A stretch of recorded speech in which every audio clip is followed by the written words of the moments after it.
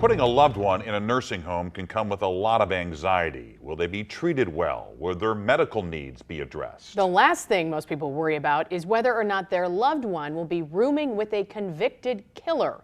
That's exactly what happened to one Spanish Lake man who was violently murdered earlier this year. In an exclusive I-Team investigation, his daughter sits down with our PJ Rendawa. When you think of dangerous people, a senior citizen might be the last person to come to mind. But everyone has a history. Sometimes it's dark. And age doesn't change that. It was fun just hanging around him. For most of his 69 years, My dad's birthday is December 22nd. Larry Harris was a postal worker, Yeah, he was my buddy. a hardworking father and proud grandfather. He was my dad, but he was still be more like friends. Larry lived with his daughter Christina and her family until a few years ago when his memory began to fail. I didn't want to have him in the house by himself.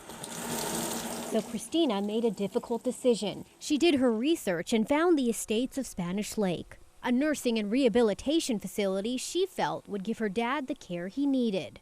I wanted him close so I can get to him quicker. Then one day earlier this year, she received a phone call that changed everything. They called me and told me that he had a heart attack. And then once I got there, detectives told me that it was a homicide. Christina learned her dad was beaten to death in his bed. I was destroyed. Police believe he was murdered by his own roommate. Apparently, staff had not watched him leave the room drenched with blood. They had not seen this blood trail, and he's sitting there at the table, it's my understanding, eating food covered in blood. The Harris family hired attorney Jermaine Wooten.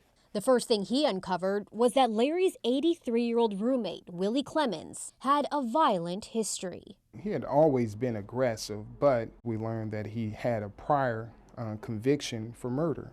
Clemens served 17 years in prison for stabbing a man to death during an attempted robbery in 1968. We looked even further and realized that he had suffered from schizophrenia. Should he have been in that room at all?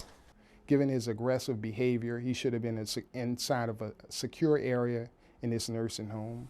Administrators with the estates of Spanish Lake declined to speak with us.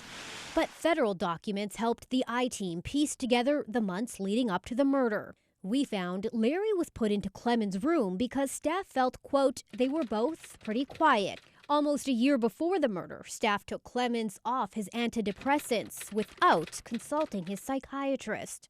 Soon after, Clemens began having hallucinations. By the time of the murder, Clemens hadn't been seen by a psychiatrist in more than 5 months. This was absolutely ripe to happen. The I-Team found violence against roommates in nursing homes is not uncommon. In March, a Kansas City man died after being assaulted by a nursing home resident. A month earlier, a resident at a Moberly nursing home was severely beaten by his roommate, who also happened to be a convicted killer.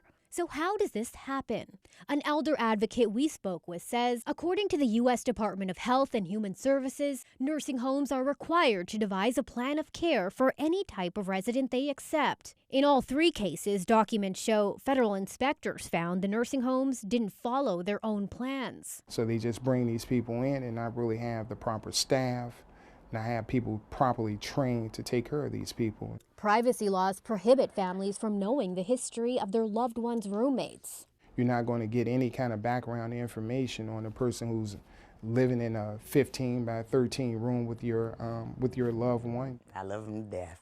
It's something Christina never thought she needed to worry about. What I'm going to miss the most is just having him around on holidays.